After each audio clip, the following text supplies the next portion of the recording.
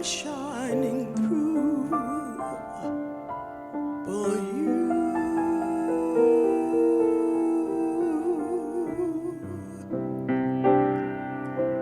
Light up your face with gladness.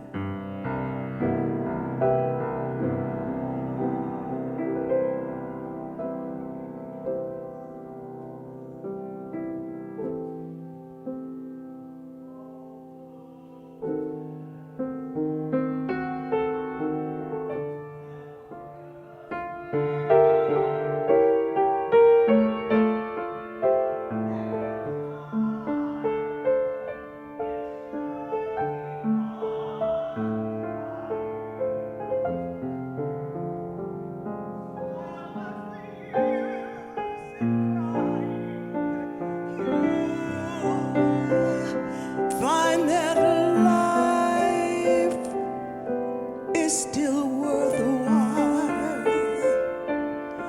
if you just smile.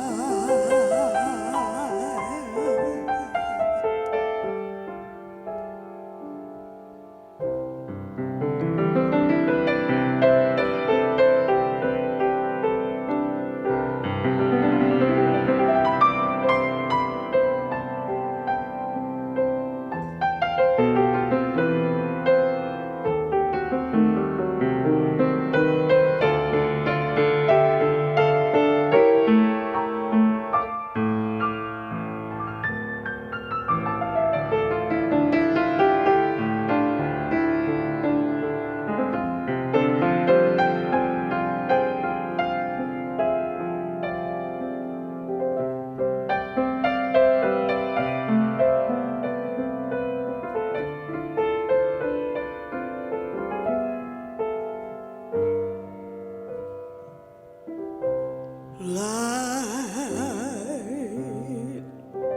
up your face with gladness. Hide every trace of sadness. Although a tear may be ever so near, that's the time you should keep on trying. Smile. What's the use in crying? You'll find that life is still worthwhile if you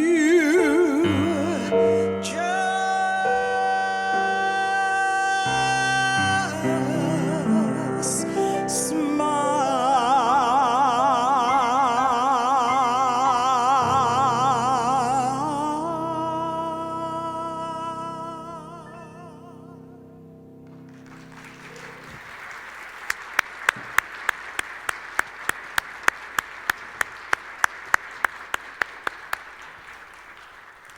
Thank you, Millie Edwards. Jim Mayer, you get the award for the prettiest tie in the place. It's just beautiful. And you're a good musician. Also, Millie Edwards, she sings here on Sundays, but at 12 o'clock at the Phoenix, down at 8th in what? Central. 8th and Central, she has Palooza, Jazzapalooza? What do you call it? Your gig down at the Phoenix. Brunchapalooza. There we go. At 12, you go down there and you can eat and you can have hear a lot of good music. And Robert, we thank you just for being the virtuoso you are. Very much. It's an incredible team here. This also, with the month of February, we move into Black History Month, and we recognize all the great achievements and accomplishments that the Black community has given everybody in this country, and also the brothers and sisters that we have in our community that are just very dear people. I'd like to pay special recognition to a woman named Hester Ford. And Hester is the oldest living American. She's 114 years old, and she's still going strong from what I read. Yay, Hester.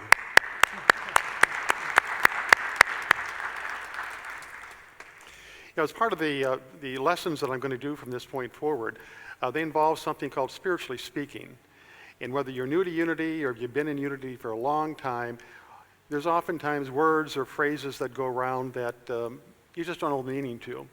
So today, with spiritually speaking, I'm going to talk about the Christ and exactly what that means when we refer to it. The word Christ was a term used to describe Jesus. However, it's not specific to Jesus. The Christ refers to the divine potential in all people. Jesus expressed the Christ within to an extraordinary degree. His message to us is, what I have done, you can do also. Keep that in mind. That's going to come up a lot in the upcoming lesson. When I begin the service, the temple chimes, the opening prayer, Geneva Price, and the call to inspiration.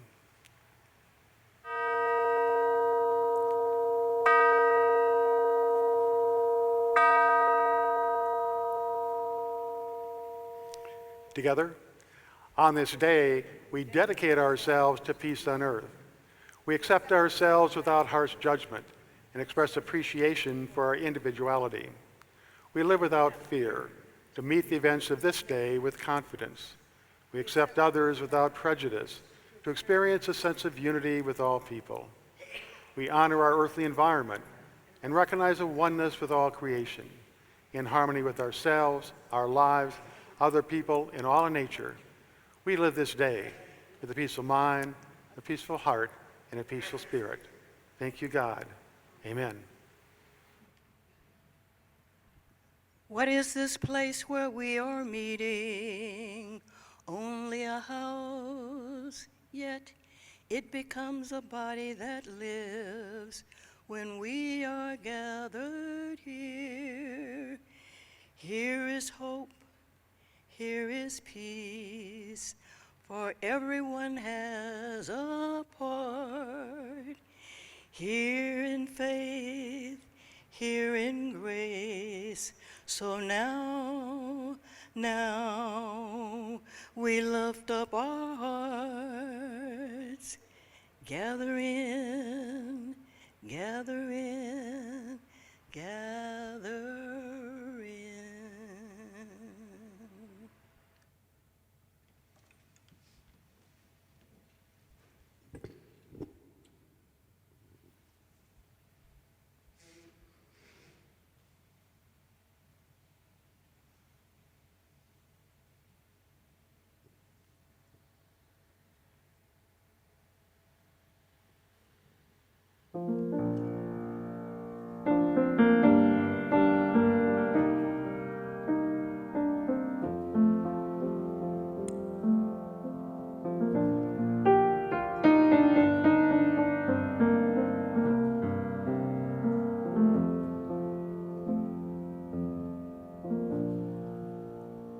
I believe for every drop of rain that falls, a flower grows.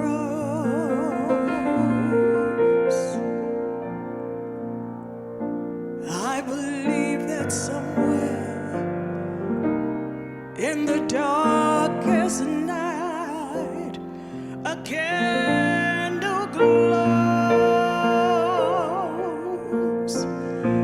I believe for everyone who goes astray, someone will come to show the way.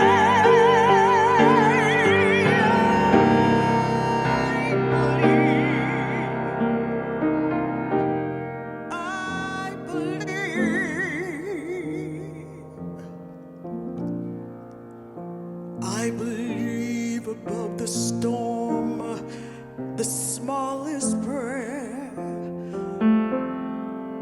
will still be heard. I believe that someone in the great somewhere hears every word.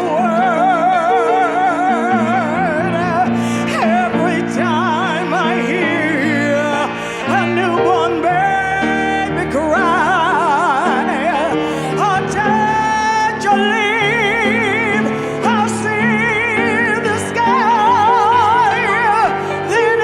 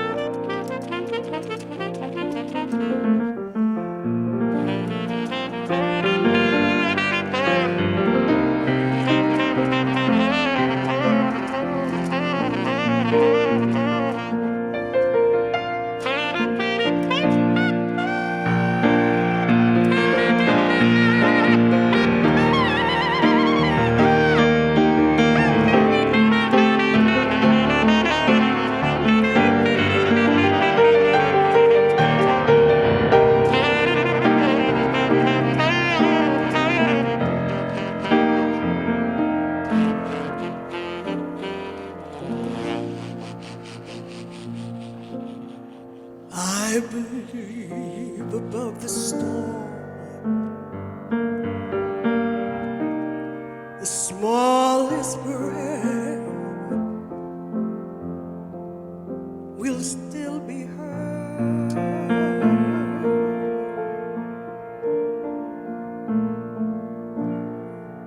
I believe that someone in the great somewhere is everyone.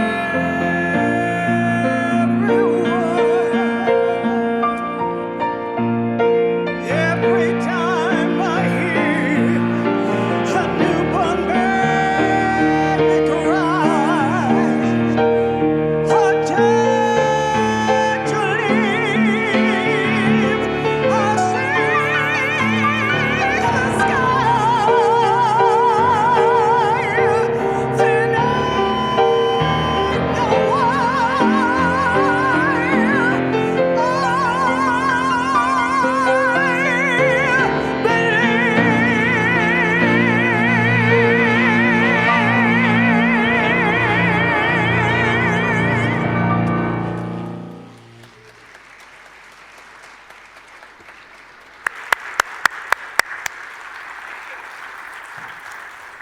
Thank you, Millie Edwards. Well, good morning, everybody. How are we doing? Okay? Doing fine, Janie? That's great. You know, we had this big snowstorm this week, and every time we get somewhat of a blizzard, I think back about the first time I gave a talk in a Unity church. Now, if you've been around for a long time, you've probably heard me tell this story a dozen times. If you've been around for a short while, you've heard me tell it half a dozen times. Or you might have heard me tell it last week. I don't know, I can't remember. But just because you've heard it, that doesn't necessarily mean that you remember it. So I'm going to refresh your memories with this experience. One of our assignments in the last 3 months of seminary was to speak at a smaller Unity church within driving distance of Kansas City. So I, through my letter of request out to many of the churches, I'm invited to speak at a church in Manhattan, Kansas. It was a thrilling experience, it was an exciting experience, it was a fearful experience. Everything was rolled into one. I got up about 3 hours early on Sunday morning before I made the trip, and a snowstorm had come into town. I decided to leave an hour earlier than I'd planned just to make sure I got there in time. And as I was heading to Manhattan, there was a road advisory on for the highways, and the snow kept accumulating.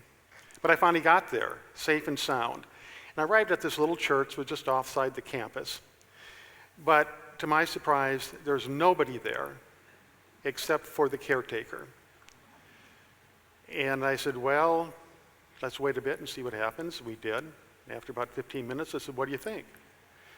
He says, well, if I load him up a truck with hay, and I went out in the field to feed the cows, and only one cow showed up, I'd feed it. I said, okay, that sounds like an invitation. So I got up and I delivered the talk that I had planned, but then I decided to continue to go on and on and on. I told him everything I'd ever learned in seminary, and the poor guy just sat there. He's a captive audience. And when I got done, I was kind of proud of myself because I remembered it all. And I says, well, what do you think? And the old fella says, well, if I loaded up my truck with hay, and took it out to the field to feed the cows, and only one cow showed up, I'd feed it, but not the whole truckload. And my cousin Ozzie told me something similar. Once he said, I had listened to your sermon Sunday. I said, what do you think? He says, well, a good sermon has a dynamic opening statement and a dynamic closing statement, but they should be as close together as possible. So I'm going to limit my lessons to 20 minutes. I think I can get the point across with that. I'm going to tell you a story about a man who was a little bit distraught with his life. It had become stagnant. He didn't seem to have any purpose or meaning, and he couldn't see any reason to keep on living. So he went to see a psychiatrist. He told the psychiatrist his story. And the psychiatrist said, you need to do something you've never done before. And whether it's a big thing or a little thing, just go and do something that you're excited about. So he thought about it. He'd always been interested in Egypt, so he started to plan a trip and eventually went there. While in Egypt, he visited Alexander the Great's library, which had burned down and all of its contents had perished. It was nothing but rubble. As he was walking across the rubble, he tripped over a stone and fell down. But in doing so, that rock turned over, and beneath it there was a map. And on the map was a coastline with an X marking a specific spot. There's also a note on the map that said, if you go to this coastline where X marks the spot, there is a shiny black stone. It's called the touchstone because it's very warm to the touch. Whoever holds that touchstone in their hand, whatever they wish, it will be granted. So the man really got excited about this, and he went to the place where X marked on the spot. But when he got to the small beach, it was about half a mile long, he was shocked to see that it was covered with shiny black stones. He thought he'd defeated at first, but then the very idea of having a wish that would be granted drove him on to come up with a plan that he would start one end of the beach, picking up a black shiny stone. If it was warm to the touch, great. If it wasn't, he'd throw it far out into the ocean to make sure he didn't pick up the same stone twice. He embarked upon this objective, started picking up stones, throwing them into the ocean. This went on for days, weeks, months, and finally over a year. But then one day, he picked up the stone that was warm to the touch, but he becomes so conditioned that he just automatically, without thinking, threw it far out into the ocean. Now, I tell you this story because I can relate to it. There have been times in my life when life didn't seem to have any meaning, it didn't seem to have any purpose. My life had become stagnant. I was just going through the motions day after day, doing the same routine stuff. My spiritual path was not one that led anywhere. It was a circular path, going round and round and around, doing the same thing every day. Now, oftentimes life becomes like that. We fall into a routine of some sort, and without even thinking, we do the same thing over and over and over again. And with me, opportunities were everywhere in the world where I could do something that gave me some sense of fulfillment, but I was blind to them. The primary characteristic of God is creativity. God creates. The primary characteristic of nature is creativity. Nature creates. And so it is with us. We have to be creating something in our world, whether it be big or small, in order to be fulfilled and to have a sense of purpose. We have to allow that potential within us to be expressed. In the very beginning, at the Big Bang, there was nothing but subatomic materials, or particles. But within those particles, there was potential. And those particles drew on that potential, and they expressed into everything you see today. It all began with just minute little particles. For each of us, when we come up with an idea of something that we want to do, it might be very small at first, we might not know how to do it, but it has potential. Now, the point is, where there is potential, there is desire. We have potential, we desire to express that potential, and we're not expressing some potential to do something, whether it's helping somebody across the street or finding a cure for cancer, it doesn't make any difference. We have that potential, there is a desire to express that potential, and if it's not expressed, our life becomes stagnant. But where there's potential, there's desire. Where there's desire, there's capacity to gratify that desire. We're not teased with desires that we can't fulfill. We're not teased with desires that are way beyond the reach of our capacity. It's an indication, it's a sign that we can fulfill that desire. Andrew Carnegie said, the recognition of a desire within an individual is confirmation that the gratification of that desire is within the constitution of the person that holds it. And that is true for each and every one of us. We have potential, we can express potential, and we can increase the joy and the purpose and the fulfillment in our lives. We live in an emotional world.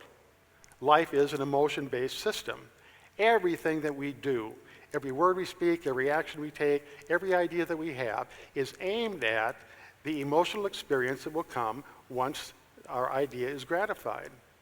Everything is about emotion. If it wasn't, there'd be no point in living.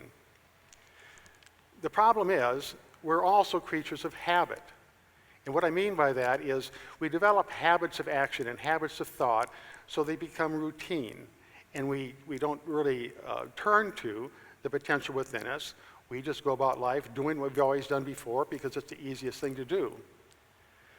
Habits, as researchers say, are 90% of our experience, over 90% of our experience on Earth. We are creatures of habit. We do things out of habit. And that is natural, I guess, but not to the point where it limits us in trying something new or trying to engage in a different objective to grow and to change and to become more. You know, I was counseling a young man many years ago, and his life wasn't going well. It felt to be stagnant. He said, there's no purpose, there's no reason for my existence. I said, well, what do you want out of life? He said, I want to win the lottery. I said, oh, why? He said, well, because I would have a lot of money. I said, okay, why do you want a lot of money? He said, so I could buy a mansion and a fancy new car and anything else I wanted. I said, okay. Why do you want a mansion and a fancy new car and everything else that you want? It's because it would make me feel important. The feeling. Now, that's a very easy situation to solve. I said, well, you don't need a mansion, you don't need to win the lottery, you don't need a fancy sports car to feel important. You just have to increase the self-importance that you have within you and do things in the outer world that are important to you. Habits are the result of reaction. And a reaction is something that's automatic. It's something we do without thinking. If we're crossing the street, our reaction is to look both ways before we cross. But our reaction to many other things also prevents us from moving into that place where we find creativity, where we find competence, and where we find cognitive ability. And I'll explain this. What we need to do is to elevate ourselves from being reactionary to being responsive. And the difference is, and this is scientifically proven, the difference is that we move from reaction, which is automatic, without thinking, we just do it, to response. There's a slight pause between the stimuli and the action we take. With the reaction, it's automatic, it's instant. But with the response, there's just a slight pause. And what that slight pause does is, instead of reacting to something, we move up into a responsive situation. See, the brain is made of three different parts. The lower part is the brainstem, and that's the reactionary part. That's a fight or flight instinct. It's all things we do without really thinking, we just do it. But the upper 80% of the brain is a neocortex. The neocortex has two parts. And this is the responsive part of the brain. It's something that is exclusive to human beings. There's a few species that tap into it just at a minor degree, but we tap into it because, once again, that's where we find confidence, creativity, and cognitive thinking. Now, the cognitive thinking is we are the only living species that are aware that we're aware. We're aware of the thoughts that we think. I guess there's a few in the other lower species from humans that have just a slight ability of this, but we become aware of what we're thinking. And that's important because if we're thinking something that takes us away from being the kind of person we want to be, or takes us away from having life be the way we want to live it, we can adjust, we can make a difference. We can stop the pattern of thought or the conditioning of thought that we have and move to a creative idea that's going to take us closer to what we really desire. The title of the talk today is Manifest What You Desire in Life. And what that means is that we have the potential, we're creative beings, to create whatever we want in the world. From a material standpoint, we can create goals and objectives and all sorts of other things. But from a spiritual objective, that is where we recognize the Christ within us, and the Christ is the potential within us to create a spiritual expression, such as love is a spiritual attribute, peace of mind is a spiritual attribute, confidence is a spiritual attribute, self-love is a spiritual attribute. All those things that are not of a material nature are within us, and we have potential to express them at a higher degree.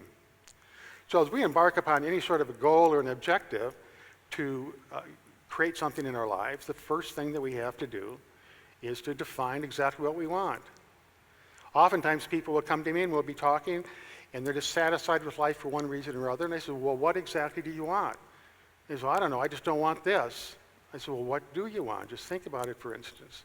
And once again, whatever it might be in a material form, it goes back to the emotion that they're left with. So clearly define what you want. Perhaps I want to be more confident. Perhaps I don't want worry, anxiety, stress, but I do want peace of mind. I want to be more loving, and I want to have more love in my life. Whatever it might be, define it in full. The second thing is, you got to commit to it. You know, every year, January 1st, people come out of the gates for the new year, and they got all these resolutions, everything that they're going to do, and they're happy, and they're charged up, and they're positive.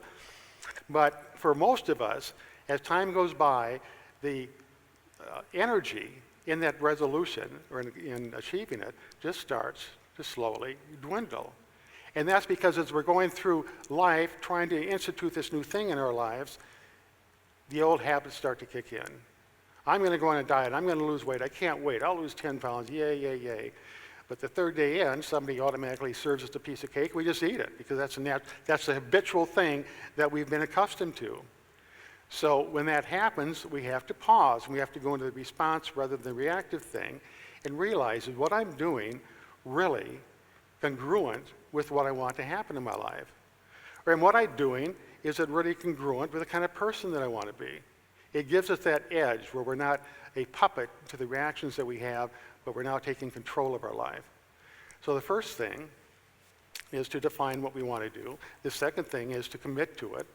And the third thing is to determine a plan, take action. How are we going to do this? Now, the most effective way to change any sort of a routine that we have is to create within the self a greater expression. And by doing that, it takes repetition. And repetition is primarily doing something over and over and over again until it's instilled in our mind and it takes on a dominant position. Now, this is a little bit of science I'm going to mix in here, but when we come up with a thought of any sort, no matter what we say or what we do or any action we take, there is a neuron chain within our brain that forms. And that is just a bunch of little neuron cells coming together to make the thought possible. The more we think of a particular thought, the greater the neuron chain becomes. A lot of people call it the brain muscle. It builds and builds until it becomes dominant. So when we move into a position where we want to change that habit of thinking, the easiest thing we can do is recognize it when it happens. And then the second thing is to interrupt the pattern of thought and affirm what it is we want to take place. And by doing that, we begin to build another neuron chain, and we're taking away the energy from the dominant one, and it hits this point where it becomes a habit within us. Now, there is a rule called the 2190 rule. And this kind of started back in the 60s when Russia started to experiment with brainwashing. And what they did is they took a certain group of people, against their will, I'm sure, and they began to impose on them or impress upon them horrific thoughts of fear.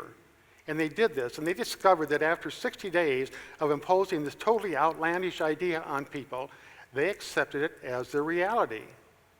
And then when they told them the truth of the matter, they wouldn't accept that. They accepted whatever was imposed upon the mind. And it's the same thing with us.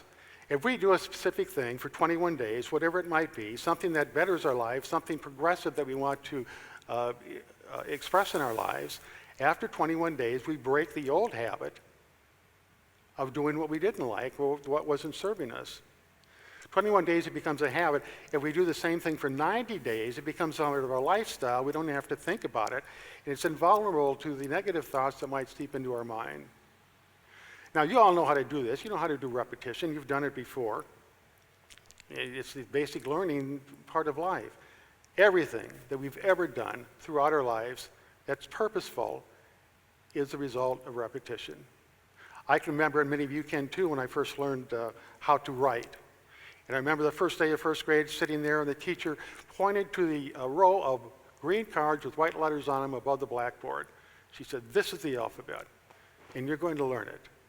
And so we started saying the alphabet over and over and over again. She even taught us a little song, A, B, C, D. Anybody remember that? And so we got the alphabet down. Then we started writing it. A, one whole sheet of nothing A's, big A's and little A's. So we got the A's down, and then the B's, and then the rest of the alphabet. And we got it all done. We had the alphabet memorized. She said, now we're going to take the letters and we're going to mix them up. And we're going to put them together in a different way, and we're going to learn words. So we started to learn words. We practiced those words. See Dick run. See Jane run. See Spot run after Dick and Jane. We did that over and over and over again. Then we learned to put the words together. And we had sentences, and then we had paragraphs, and then we could write an entire term paper. It was repetition. The same thing held true if you learn how to swim or ride a bike or do anything else. You can ask Robert Farrago. He just didn't sit down and play the piano one day. I bet he has tens of thousands of hours put into practice to learn how to play. It's that kind of repetition. So the point of the lesson today is that life is before us, and we can present ourselves any way we want. If you're not feeling fulfilled, you're not feeling like your purpose is as high as it is, you can make a change. If you are, you can increase that. You can increase your human expression, and there's nothing more thrilling than to become somebody or some person or some self greater than you've ever been before. And it can be as easy as filling out a crossword puzzle. There's a certain amount of delight in that, I did it, or it can be any other objective that you set forth. We have that power, we have that presence within us, the Christ presence within us, that provides us every single thing that we need to live a happy and fulfilling life. I know the last 22 months or 23 months hasn't been a walk in the park. COVID has deprived us of many things. A lot of the things that we used to do, we really enjoyed, especially social connections, came to a halt. But nevertheless, we can still move forward and create the life that we want to create, no matter what the conditions. So as we go into meditation, I want you to think about your life. And if you wanted something to change, if you wanted to become something a little bit more of what you already are, just think about that. We'll now move into meditation. We'll begin with this prayer, and I'd like to all of us say together, and then we're going to move into the silence, and Robert will play music in the background. So together, the divine spirit within me enlightens what is dark, strengthens what is weak, heals what is ill, revives love that is lost. This I affirm for myself, my family, my friends, and all others. And so it is. And now we move into the silence.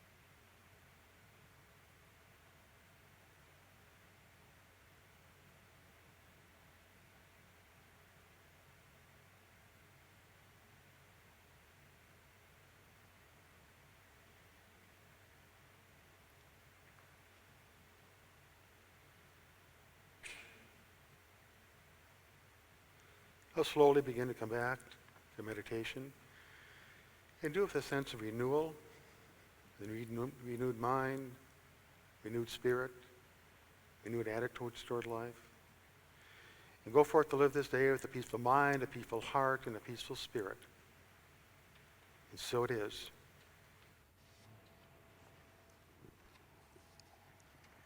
Flow, Spirit, flow, and all my fears release. I am a channel for your love and peace. Fill me with power and let my heart be strong. Fill me with joy that I may sing your song. Sing your song that I may sing your song.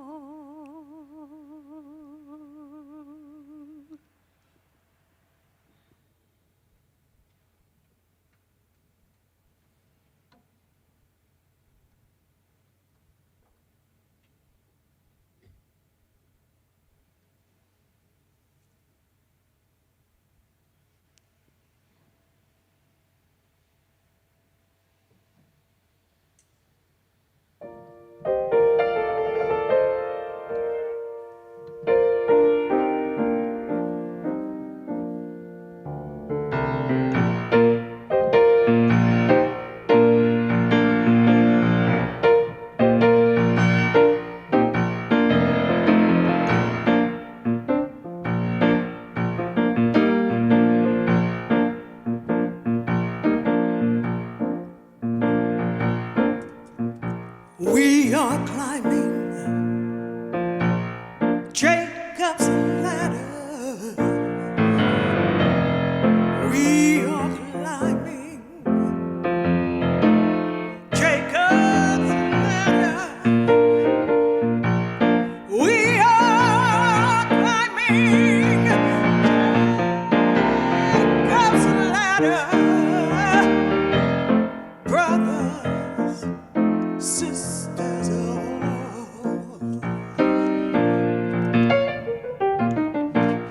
children, do you love your freedom? And do you love your freedom? Children, do you love your freedom? Brothers, sisters,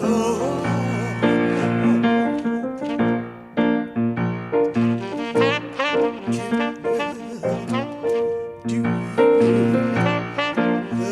love your freedom? Children, do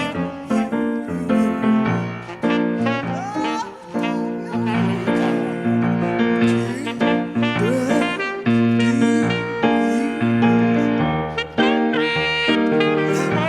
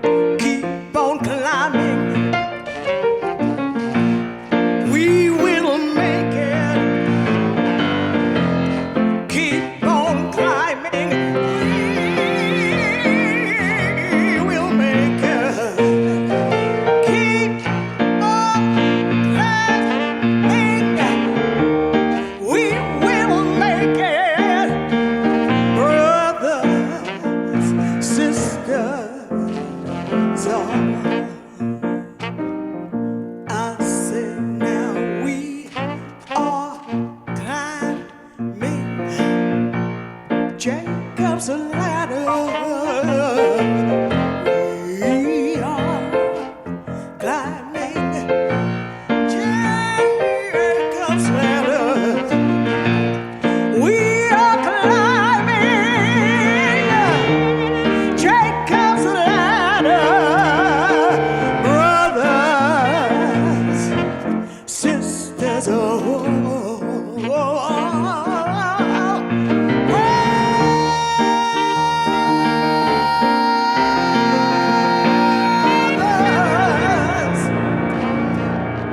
I said, brothers, brothers and sisters, brothers and sisters, brothers and sisters.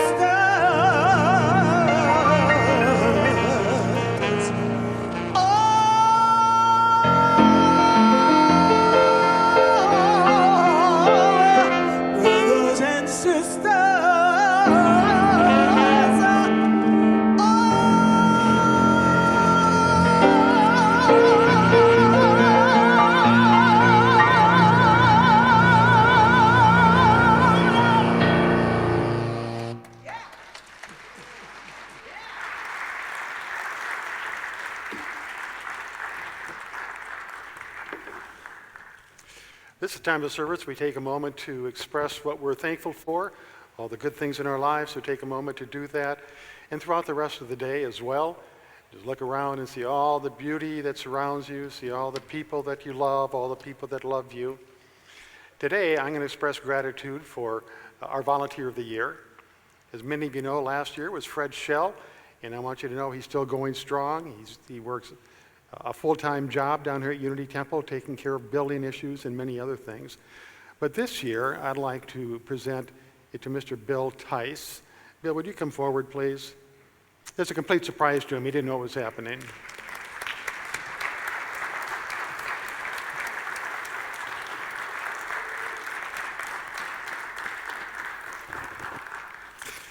Bill comes down and works probably 20 to 30 hours a week, sometimes more.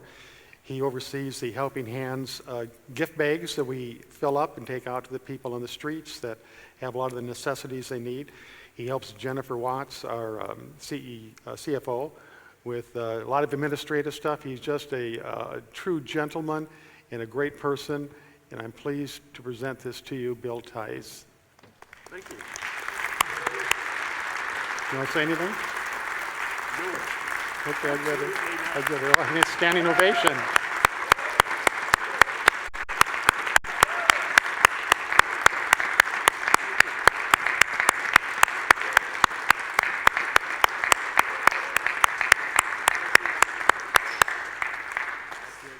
Okay. Thank you, Bill. This concludes our service. When I want to move into the prayer for protection, and together we'll sing the peace song. The light of God surrounds us, the love of God enfolds us, the power of God protects us, and the presence of God watches over us. Wherever we are, God is. All is well.